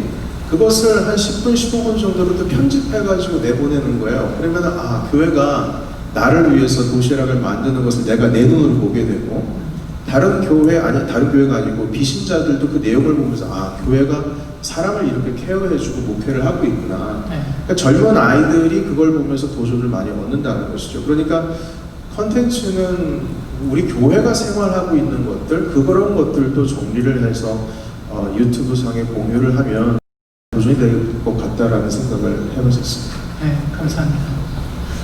네, 목사님, 그 미국 유튜브 방송 중에 팀 켈러 목사님이 이렇게 많이 출연을 하시는 그런 프로그램이 있어서 제가 좀 자주 보고 그러는데 그 veritas.com이라고 VERITAS 거기 가면은 콜롬비아 대학에서 주관을 해서 미국의 유명한 기독교 지도자들을 불러서 이제 믿지 않는 사람들이 궁금해하는 질문을 던져요. 그러면 뭐 짧으면 3, 4분, 길면 뭐 7, 8분 그 정도 선에서 이렇게 이제 짤막하게 아주 핵심적으로 대답을 해주는 그런 프로그램이 있어요. 굉장히 유명한 프로그램이에요. 그래서 미국에서 이미 그런 일이 일어나고 있고 지금 목사님 말씀처럼 우리 주영감 목사님 말씀처럼 저는 설교도 그 전 설교 전 30분, 40분 설교를 올리는 것도 좋겠지만 아주 중요한 이슈나 그런 서브젝트에 대해서는 설교도 요약을 해서 5분, 10분 안에 짧게 핵심만 전해서 올리는 것도 또 교인들이 바쁠 때는 시청할 수 있는 그런 또 자료가 될 수 있지 않을까 생각을 해봅니다. 네, 감사합니다, 목사님. 참 귀한 자료. 예, 최우선 목사님. 컨텐츠를 이제 교회가 작다 보니까 또 인력도 제한되고 그래서 그거를 개발하는 것 몇 가지 예를 들어주셨는데요. 그래서 그 교육하는 것과 컨텐츠 개발하는 것들을 이렇게 연합으로 또 저도 이번에 바이러스 시작되면서 많은 교회들이 목사님들이 뭐 카메라도 한 대 없으셔서 어떻게 방송해야 될까 고민하고 있을 때 뭐 좀 짧은 지식이지만 제가 알고 있는 것을 통해서 많은 분들에게 어떤 장비를 사고 어떻게 방송해야 하고 이런 것들을 이렇게 좀 가르쳐 전달해 드린 적이 있습니다. 그래서 이제는 이런 하드웨어를 소개하고 그 연결해서 내보내는 것을 이제 넘어서 이제 컨텐츠에 대한 얘기를 저희가 했는데요. 그래서 그런 면에 있어서도 우리가 연합으로 그런 컨텐츠 개발하는 것, 그런 소스들이라든지 그런 것들을 이렇게 함께 도와서 할 수 있는. 그래서 요즘은 그 컨텐츠를 보면은 방송국에서도 혼자 개발하지 않냐고 그것을 이렇게 연합으로 할 수 있도록 또 그리고 방송 자체 내에서 하지 않고 또 때로는 외주를 줘서 딴 데서 제작할 수 있도록 하는 그런 환경들이 많이 지금 조성이 되어 있거든요. 그래서 저희 교회들도 그래서 우리가 꼭 굳이 내가 다 만들어야 된다는 그런 생각하지 말고 또 그런 콘텐츠를 개발할 수 있는 데와 협력해서 또 우리 교협에서 또 그런 연합단체에서 이 온라인 속에서 우리가 믿지 않는 자들에게 또 교회의 교인들에게 도움이 될 수 있는 콘텐츠를 연합해서 개발하는 것, 그것도 도움이 되리라는 생각을 해봅니다. 네. 네, 감사합니다. 이렇게 짧은 시간인데도 많은 콘텐츠들을 우리 세 분의 목사님께서 이렇게 소개해 주셨는데, 우리도 이제 1인 유튜버 시대도 됐고 너무 이렇게 비용과 인력이 많이 필요하지 않더라도 이렇게 쉽게 할 수 있는 많은 사람들이 궁금해하는 것들을 우리 뉴욕의 목사님들이 이제 콘텐츠가 되어서 이렇게 소개하는 일들이 있었으면 좋겠습니다. 예, 이제는 평가 및 제안하는 시간 갖겠습니다. 뉴욕 교회협의회 회장이신 양민성 목사님께서 평가 및 제안해 주시겠습니다. 네, 계속해서 짧은 시간에 우리 패널들이 아주 핵심적인 것 잘 요약해서 발제를 해주셨다고 봅니다. 이 아놀드 토인비가 인류의 문명의 역사는 도전과 응전의 역사다, 그렇게 정의를 하면서 도전해 오는 문제들 속에서 응전을 잘한 공동체들은 살아남고 문명의 꽃을 피울 수 있었지만 그렇지 못한 공동체는 인류에서 도태되고 사라질 수밖에 없었다라고 하는 그런 정의를 내렸습니다. 이 설명이 오늘날 우리 이 팬데믹을 맞은 우리 시대에 적용되는 정의가 아닐까라고 그렇게 생각을 해보았습니다. 어떻게 하든지 이 도전해오는 팬데믹 속에서 응전을 해보려고 노력하는 우리 목사님들의 모습이 참 아름답고, 또 오늘도 이 세 분의 패널들이 이 문제를 잘 접근해 주셨다고 이렇게 생각이 됩니다. 특별히 최호선 목사님, 워낙 주제를 봤을 때는 좀 앓는 소리, 아픈 소리를 많이 할 수 있었겠다는 그런 예측을 했습니다. 렌트비 문제라든가 또 교회를 어떻게 메인터넌스 해나갈 수 있을까라고 하는 그런 걱정들, 또 교인들이 이렇게 나오지 않을 때 더 경제적으로 어려움당하는 그런 문제들, 이런 것들에 대해서 좀 이렇게 호소할 것 같은 느낌을 가졌는데, 오늘 오히려 위기는 기회다. 그래서 희망적인 소리를 높여주셔서 참 감사하고, 오히려 이 작은 교회 또 중소형 교회들이 용기가 나지 않는가 하는 그런 희망을 가져보았습니다. 또 특별히 우리 주영광 목사님께서 이 유튜브의 기능과 구체적인 활용점, 이런 것들을 잘 설명을 해주셨어요. 본인이 또 그런 것들을 많이 활용하고 있기 때문에 이런 기능과 또 활용, 적용, 이런 것들을 잘 우리에게 설명했고, 또 그렇게 우리는 해야만 된다라고 하는 인식을 가져다 준 것 같습니다. 또 우리 김종일 목사님, 캐리 누프 목사님의 그런 책을 잘 요약하면서 우리에게 상당히 도전적이고 또 미래지향적인 그런 이야기를 해주셨습니다. 먼저는 예배 참여율에 대한 아주 현격한 변화가 올 것이다 라고 하는 예측을 해주었고요. 또 예배의 메인에 대한 변화가 올 것이다. 이건 아주 굉장히 진보적인 그런 얘기도 좀 들렸습니다. 그래서 이제는 대면 예배가 메인이 아니라 비대면 예배가 메인이 될 수 있다라고 하는 그런 진보적인 이야기를 들으면서 한편으로다가는 조금 긍정적인 면도 있지만 이거 부정적인 면도 있지 않는가 하는 그런 생각도 좀 가져보았습니다.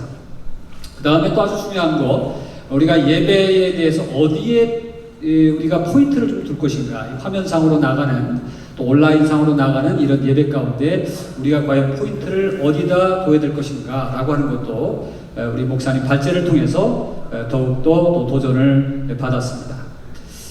이제 이 세 분의 이야기를 좀 종합하면서 제가 어떤 또 과제와 또 제의를 말씀을 드린다면, 먼저는 우리가 뉴욕에서 경제 재개 단계를 규정할 때에 교회는 비필수 기관에 속해서 뒤로 밀렸습니다. 그런데 유튜브는 필수 도구에 속한다 라고 하는 그런 정의를 내릴 수밖에 없다는 생각을 가졌습니다. 교회는 점점점 이제는 유튜브, 온라인, 줌 이런 식으로 이제 흘러가야 되지 않겠는가 라고 하는 그런 예측들을 하게 됩니다. 그러면서 오늘 세 분의 발제를 통해서 이 유튜브라든가 이 온라인의 긍정적인 가능성을 상당히 많이 보게 되었습니다. 먼저는 스페이스 이퀄리티, 즉 공간의 평등성을 가질 수 있구나. 즉 작은 교회 또 중형 교회들이 이제는 그 대형 교회들과 똑같은 스페이스로 확보할 수 있구나라고 하는 겁니다. 사실 공간상에는 조그만 카메라에 이 공간을 다 담을 수 있는 겁니다. 그렇기 때문에 그 공간의 문제가 이제 건물의 사이즈 크기의 문제가 아니라 이제 화면 안에 똑같은 사이즈로다가 함께 갈 수 있는 이 공간의 평등성을 확보하는 시대가 되었다라고 하는 것이죠. 그렇다면 이제는 어떤 면에서 그 선의의 경쟁, 복음을 전파하고 또 선교를 해 나가는 데 있어서 선의의 경쟁력을 가질 수 있는 그런 시대가 열렸다 하는 측면에서 이 유튜브 시대 또 이 온라인 시대는 희망적이고 긍정적이다. 이 소형교회 또 중형교회에서는 상당히 긍정적이다라고 하는 면을 바라보게 되었습니다. 특별히 이 지역의 복음화라든가 선교 지역에 확장하는 측면에 있어서는 이 온라인의 예배라든가 이 선교 전략이 상당히 영향을 미칠 수 있기 때문에 작다고 못하고 뭐 크다고 하고 이런 차원을 이제 뛰어넘는 그런 선교 지역의 이퀄리티도 이제는 발생할 수 있었다라고 하는 것이죠. 자, 이와 같이 이제 긍정적인 측면을 우리가 함께 좀 바라볼 수 있게 되었고요. 이제는 조금 숙제, 우리 갱신의 과제라든가 숙제라든가 또 제의를 좀 말씀을 드린다면 우리가 이렇게 이퀄리티를 가졌지만 과연 이 테크니컬한 이 화면의 퀄리티라든가 아까도 조금 더 얘기했지만 콘텐츠의 다양성에 있어서 역시 이 큰 교회, 대형 교회와 많은 차이가 있지 않을까라고 하는 숙제입니다. 이 장비가 훨씬 퀄리티가 좋고 깔끔하고 깨끗하고 다양한 콘텐츠를 가지고 있는 그러한 그 대형 교회에 비해서 우리 중소형 교회들은 그걸 따라가기가 좀 벅찬 면이 많겠다. 특별히 인력의 문제가 있고 또 장비를 구입하는 문제에 있어서도 여러 가지 제한점이 많이 있겠다고 그렇게 보여집니다. 그래서 아까 우리 잠깐 패널들이 그 콘텐츠에 대한 이야기를 하면서 좀 비춰졌습니다만은 우리는 이제는 상생의 관계로 가야 된다. 우리 김정호 목사님이 첫날 그걸 상당히 강조했는데 이렇게 함께 어려움을 헤쳐가고 함께 승리하기 위해서는 이 상생의 관계를 유지해야 된다는 말이죠. 콘텐츠도 우리가 우리끼리만 나 혼자만 내 교회에서만이 아니라 이 큰 교회와 작은 교회, 중형 교회들이 함께 연합해서 좀 도와줄 부분은 도와주고 아이디어를 쉐어하고 브레인스톰하면서 함께 좋은 콘텐츠를 만들어 나가면서 자기 교회에 맞게 자기 특성에 맞게 만들어 나가는 그 작업을 우리가 창조적으로 해 나가야 된다고 하는 것이죠. 그래서 이 상생의 원리를 우리가 이 시대에 잘 적용해 나가야 됩니다. 특별히 우리 교역에서 해 나가야 될 일이 이런 일이 아닐까. 이제는 렌트비 때문에 저희들이 모금을 하고 렌트비를 쉐어해주고 좀 돕는 일을 해왔다면 이제는 어떻게 하면 이 콘텐츠 개발을 해주고 또 이렇게 테크니컬한 그런 그 장비들을 서포트해주고 또 함께 좋은 아이디어들 또 때때로는 인력까지도 쉐어할 수 있는가 라고 하는 것을 우리 교협에서 좀 해나가야 될 숙제라고 보여집니다. 그 다음에 또 한 가지는 이렇게 유튜브 예배가 중요하다고 한다면 과연 유튜브의 핵이 뭘까? 사람들이 우리 교회 유튜브를 찾아와서 이렇게 보는 것 가운데 가장 많은 비중을 두고 보는 부분이 뭘까? 뭐 예배 가운데 저는 아마도 설교가 아닐까 그렇게 생각을 해봅니다.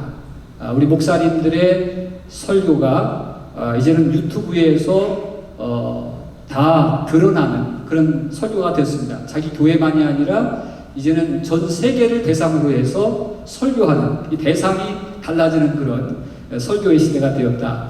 그렇다면 그 설교가 작은 교회든 큰 교회든 들을 만한 설교인가 퀄리티 있는 설교인가 라고 하는 거에 따라서 팔로워들이 많고 또 이제는 보이지 않는 그런 교인들이 상당히 많이 늘어날 수 있겠다라고 하는 생각이 듭니다.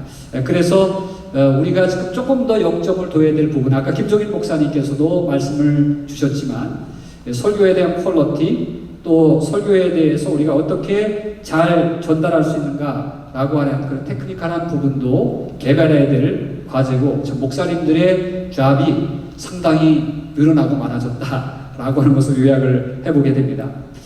그리고 또 한 가지는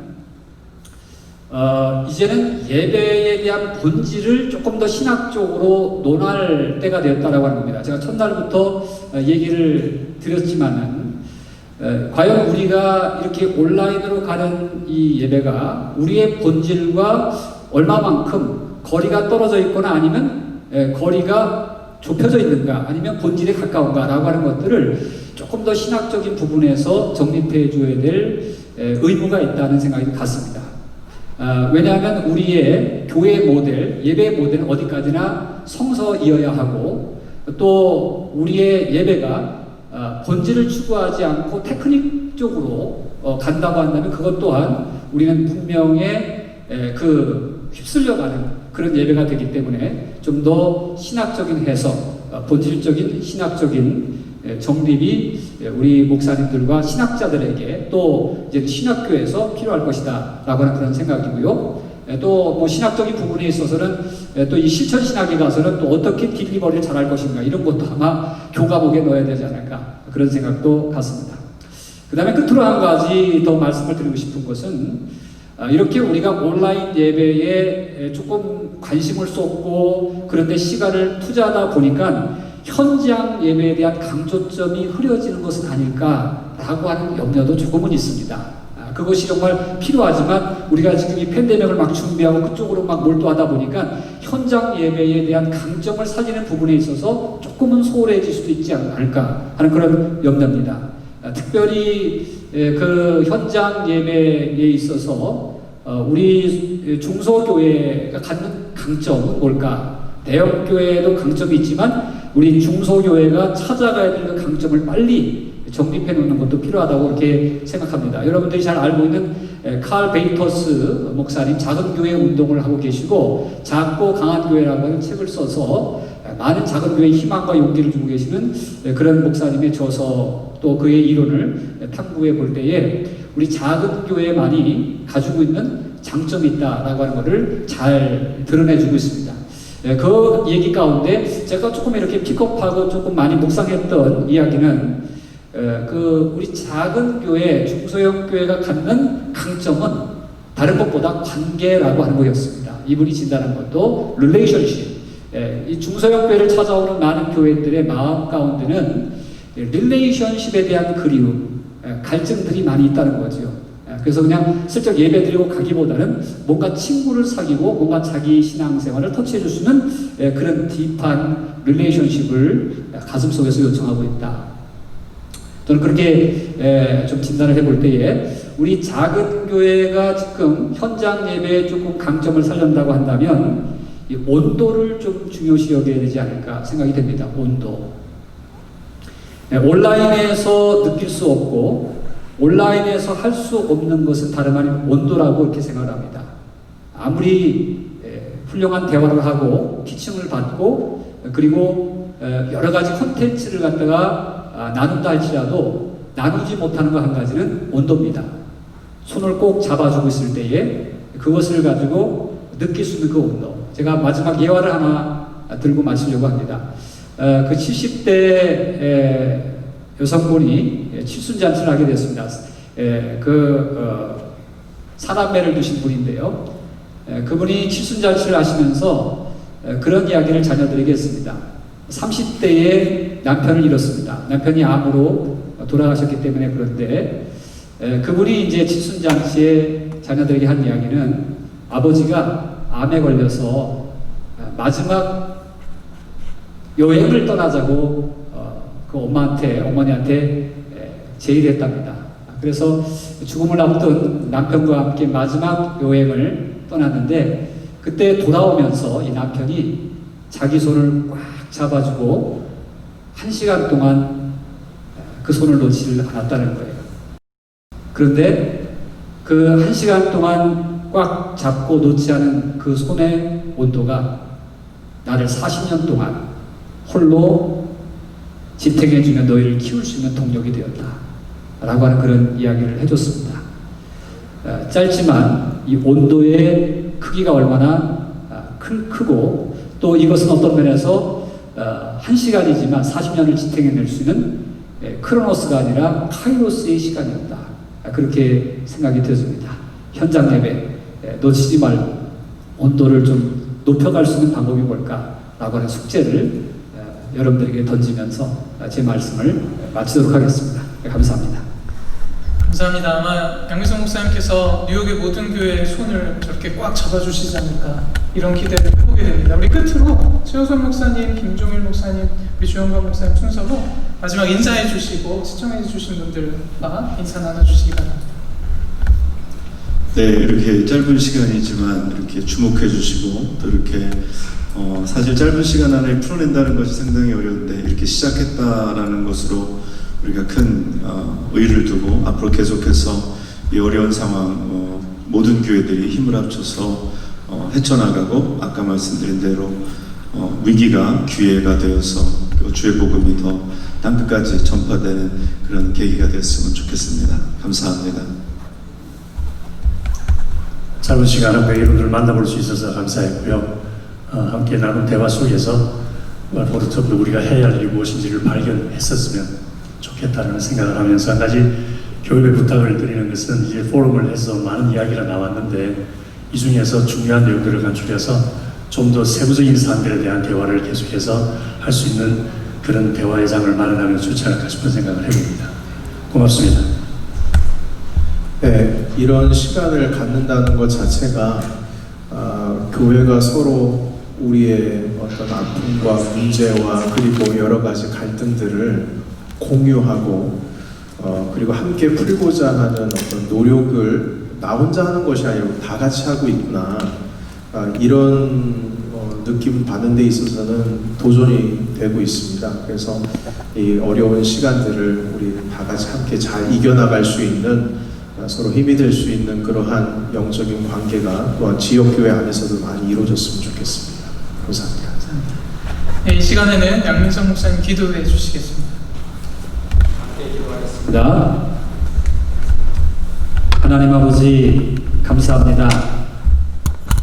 도전해오는 이 팬데믹 속에서 어떻게 하면 영적으로 응전하며 어떻게 하면 잘 이 위기를 기회로 바꿔갈까라고 하는 고민을 갖고 기도하면서 포럼을 열게 하시고 이 포럼을 통하여서 또 하나하나 방향을 점검해가며 또 우리의 방향을 찾아갈 수 있도록 은혜 주시는 것 감사를 드립니다. 이제는 우리 모두가 하나가 되어서 서로 돕고 상생하면서 우리가 하나님의 나라를 이뤄가는데 서로 힘을 합칠 수 있는 기회가 되도록 인도하여 주시옵소서. 이제 내 교회만의 문제가 아니라 이제 모든 교회의 문제로 이 팬데믹이 다가왔습니다.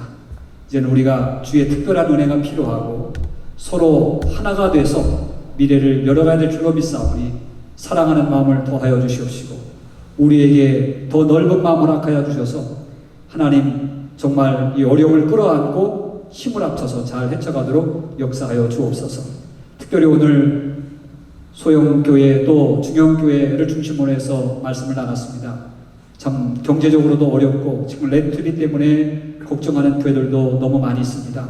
하나님께서 특별한 은혜를 주셔서 이 어려움도 잘 극복해 나가도록 힘을 허락하여 주십시오. 특별히 우리 목사님들 용기에 잃지 않도록 새 힘과 새 능력을 더하여 주옵소서. 또 우리 교협이 이렇게 힘을 합쳐서 또 돕는 일에 앞장서고 있사오매 정말 이 일들이 잘 효율적으로 전달되도록 인도하여 주시옵소서. 모든 영광 하나님 앞에 돌립니다. 이 일을 위해서 특별히 수고한 우리 언론 기관들 또 CTS 방송국 위에 하나님 놀라운 은혜와 축복을 더해줄 줄로 믿사오며 거룩하신 예수 그리스도를 받들어 간절히 기도드리옵나이다. 아멘.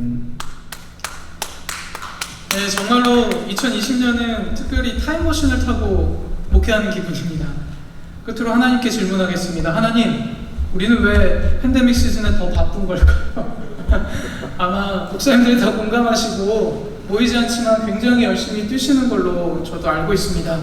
디지털 시대이든 아날로그 시대이든 하나님께서 주시는 지혜로 또 맡겨진 일에 열정적으로 순종하는 우리 모든 교회들 되었으면 좋겠습니다. 우리 모든 교회들 회복되는 시간을 위해서 기도해 주시고 또 포럼을 준비해 주신 뉴욕 한인교회협의회와 또 끝까지 함께 해주신 모든 분들에게 감사합니다. 특별히 오늘 발표해 주신 세 분의 목사님께도 감사 인사를 드립니다. 이것으로 우리 세 번째 시간 마치도록 하겠습니다. 감사합니다.